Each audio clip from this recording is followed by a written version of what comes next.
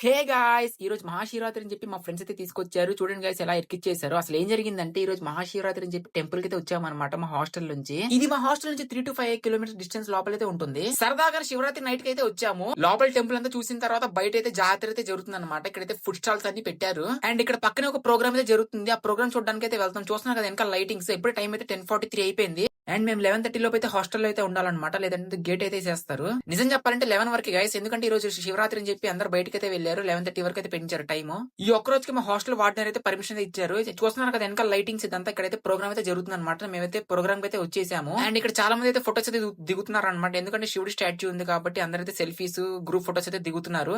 So ఇక్కడైతే పక్కన అయితే డాన్స్ ప్రోగ్రామ్ అయితే జరుగుతుంది అనమాట. ఈ డాన్స్ ప్రోగ్రామ్ చాలా బాగుంది. ఎగ్జైటింగ్ గా చాలా ఎమోషనల్ గా అయితే ఉంది. ఈ డాన్స్ ప్రోగ్రామ్ అయితే నేను మధ్యలోంచి అయితే చూశాను గాయస్. నేను అసలు యాక్చువల్లీ స్టార్టింగ్ నుంచి చూద్దాం అనుకున్నాను.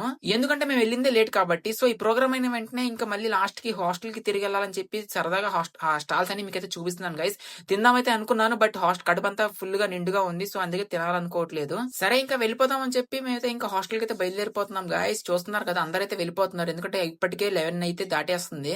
బండి ఎక్కడైతే పార్క్ చేసాం అక్కడికైతే వెళ్ళిపోయాం గాయస్. అసలే హాస్టల్ లేట్ అయిపోతుందని చెప్తేనేమో ఇక్కడేమో మళ్ళీ బండి ఏమో ఇరుక్కుంది. ఎవరైనా వస్తారో వాళ్ళు బండి తీస్తారు అనుకున్నాము కానీ ఎవరైతే రావట్లేదు. ఇలా ఉంటే అవదని చెప్పి నేనే బండి అయితే జరిపాను. అండ్ మెల్లమెల్లగా అయితే ముందుకైతే లాగాను గాయస్. ఆ బండి లాగే క్రమంలో నేను జరుపుదాం అనుకున్నాను బండిని. బట్ అది కొంచెం అయితే మిస్ అయిపోయింది అనమాట. కొంచెం లైట్ గా మా ఫ్రెండ్ పట్టుకోకపోయి ఉంటే మాత్రం పడిపోయేది. ఆ బండితో పాటు నేను పడిపోయేవాడిని గాయస్. సో ఇంకా ఫైనల్లీ అయితే బండి అయితే బయటికి లాగేశాను. ఇంకా నేనైతే ఇంకా హాస్టల్ అయితే వెళ్ళిపోతున్నాను గాయస్. ఇంకా నెక్స్ట్ వచ్చే వ్లాగ్ లో కలుద్దాం. బాయ్.